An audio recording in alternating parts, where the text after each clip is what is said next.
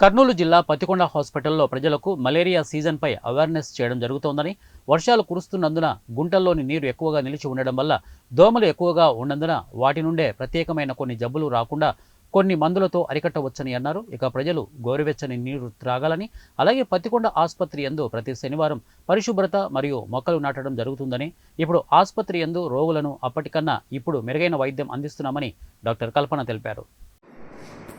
నేను డాక్టర్ కల్పన CSC Pattikonda superintendent మాట్లాడుతున్నానండి.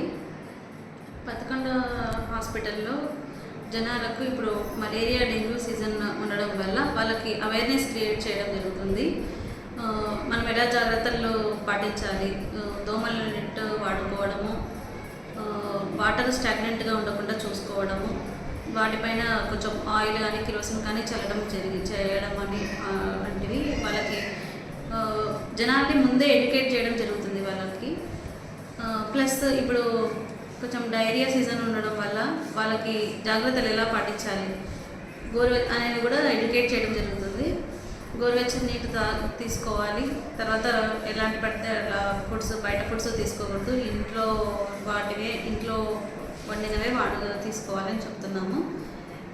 Water sources ఎక్కడైనా బయట ఉంటే కంటామినేటెడ్ కాకుండా చూసుకోవాలని వాళ్ళకి చెప్పడం జరుగుతుంది. తర్వాత సిఎస్సి పత్తికొండలో ప్రతి 3వ శనివారం క్లీన్లీనెస్ ప్రోగ్రామ్, స్వచ్ఛతా హీ సేవ ప్రోగ్రామ్ కింద నీట్నెస్ గురించి మొక్కలు నాటడము, మరి క్లీన్లీనెస్ గురించి ఈవెన్ ప్రజలకి అవేర్నెస్ దాంట్లో క్రియేట్ చేయడం జరుగుతుంది.